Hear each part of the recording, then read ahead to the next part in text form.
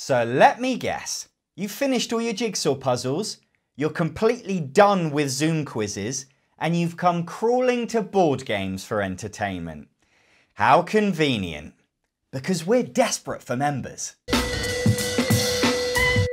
Board Game Arena is a brilliant website that lets you play board games online.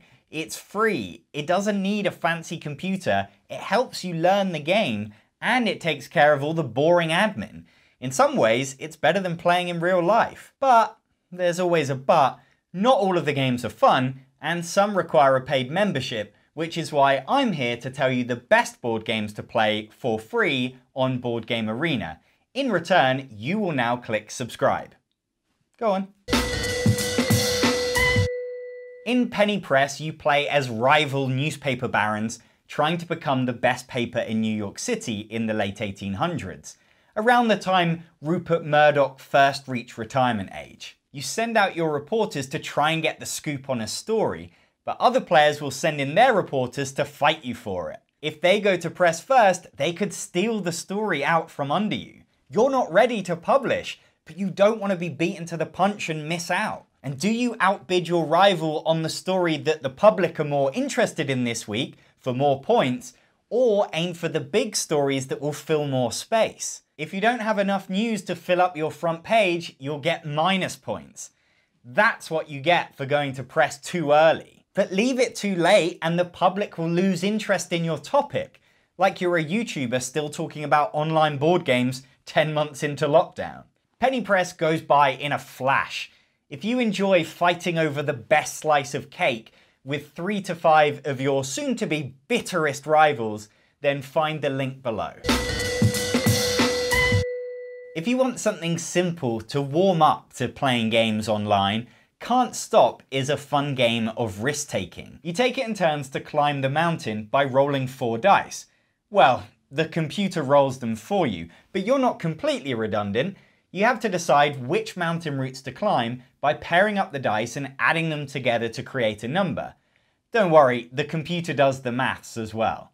You stake your claim on those routes and keep rolling, hoping to hit the same numbers again, because every time you roll them, you move up those paths. If you don't roll them, you go bust and lose all of your progress for that turn. Clearly, you ran too fast, tripped, and fell back down the mountain.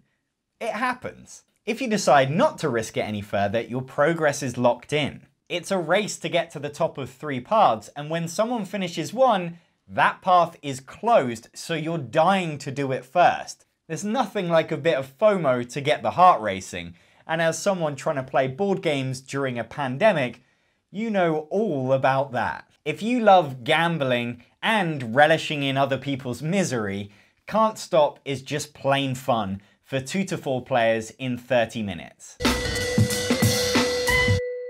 If you're in the mood for some bluffing, then Perudo is an old classic that still holds up. You have 5 dice that only you can see, and on your turn you make a bid about the dice in everyone's cups, such as there being 4 3s. The next player has to raise the bid, and you keep on raising until someone thinks the bid is too high, and they call Dudo on it. The dice are revealed, and whoever was wrong loses a dice.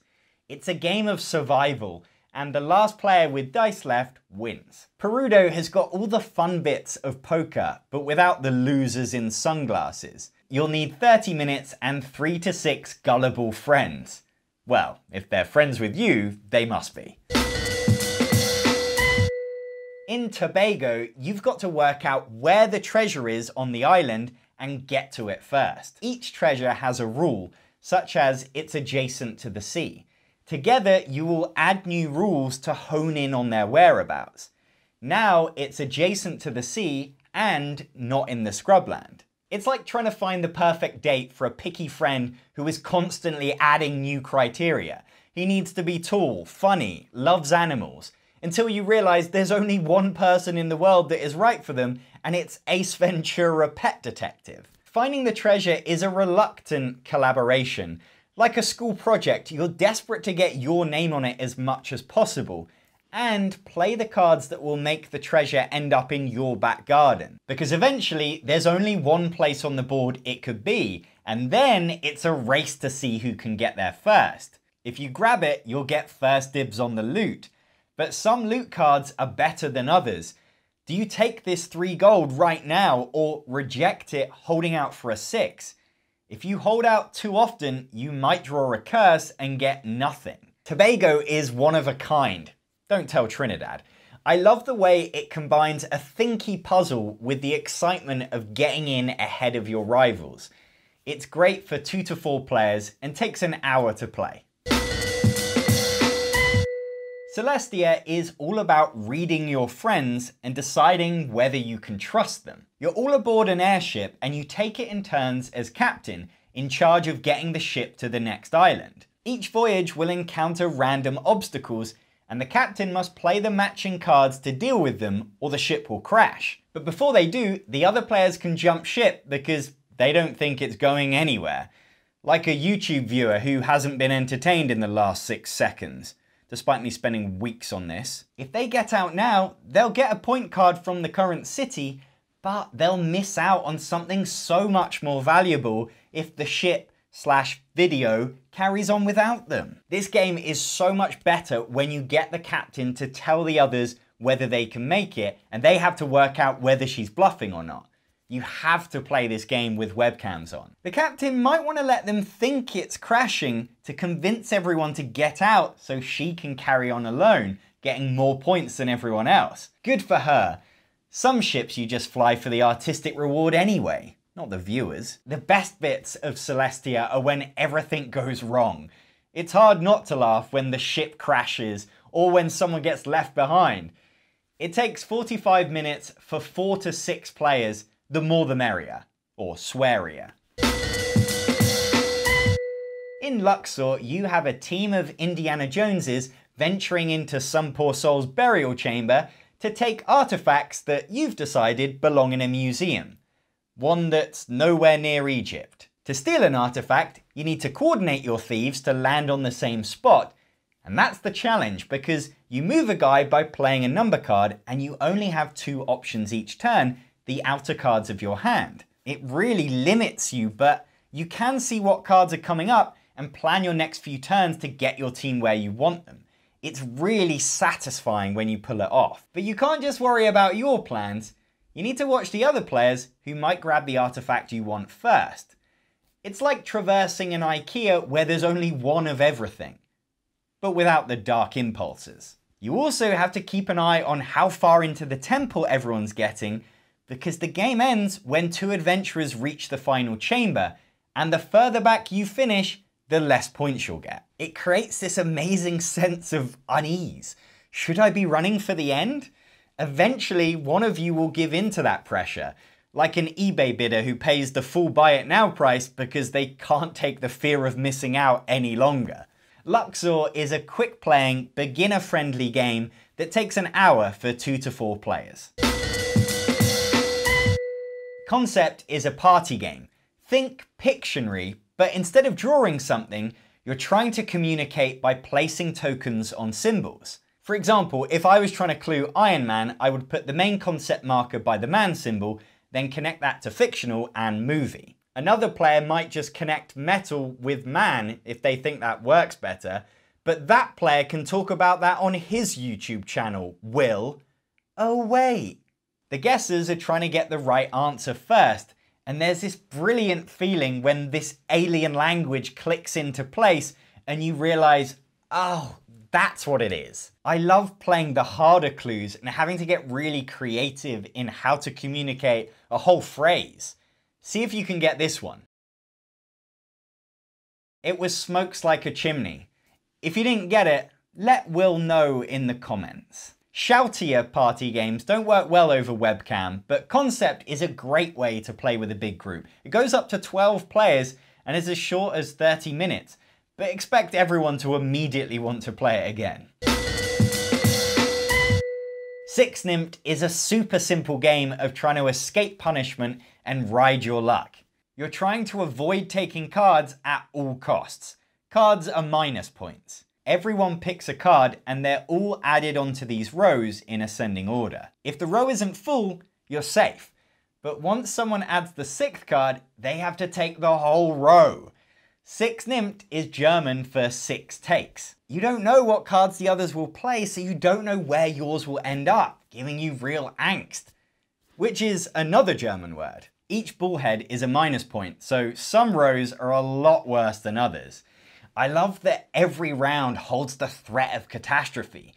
There's the sigh of relief when you just get away with it, and the joy at your friend's misery, or Schadenfreude, which is another, well, it's obvious what language that comes from. If you play a card that's too low to fit into any of the rows, you're forced to pick up, but you can choose which row to take. And sometimes it's better to take the hit you can see than gamble and be sucker punched by something a lot worse. Or maybe you should be less of a Handschuhschneeballwerfer, which translates as glove snowball wearer. We can learn about more than just board games, people. 6 nimmt is fast, chaotic fun. It works best with 4 to 8 players and plays in 30 minutes. In Libertalia, you play as pirates, plotting against each other to get the most gold. Each crew card is a scheme. For example, to steal gold or kill another player's crew member. You each pick one and then reveal. And the game is in how they interact. Your crew member could get killed before you get to take your action. The thing is, everyone has the same hand of cards, so you know exactly what you're up against, and it all comes down to when you play what. One card could earn you 5 gold, or played at the wrong time, nothing. And the highest card in a round will get first dibs on the loot. The lowest will be left with a cursed relic, worth minus points. Libertalia has the flavour you want from a pirate game, and by that I mean salty. It's every man or woman for themselves, at each other's throats. The cards create moments that you don't see coming, which makes every game entertaining. It plays 3 to 6 players in under an hour. Colt Express is a Wild West shootout on a train. Your goal is to steal the most loot and not get shot. You will run between carriages, climb up to the roof, rob the passengers, and shoot other players by playing a card. But everyone has to plan their actions at the same time, and you have no idea what the other players will choose. So when it comes to acting them out, the player you were planning to shoot is no longer there, or the diamond has already been stolen by someone else. It's chaos, but hilarious chaos that's full of surprises. You're trying to outthink your friends and fly under the radar, because if you get shot, it will slow you down by filling up your hand with useless cards. If you're feeling brave, you can head to the front of the train to try and steal the marshal's lockbox.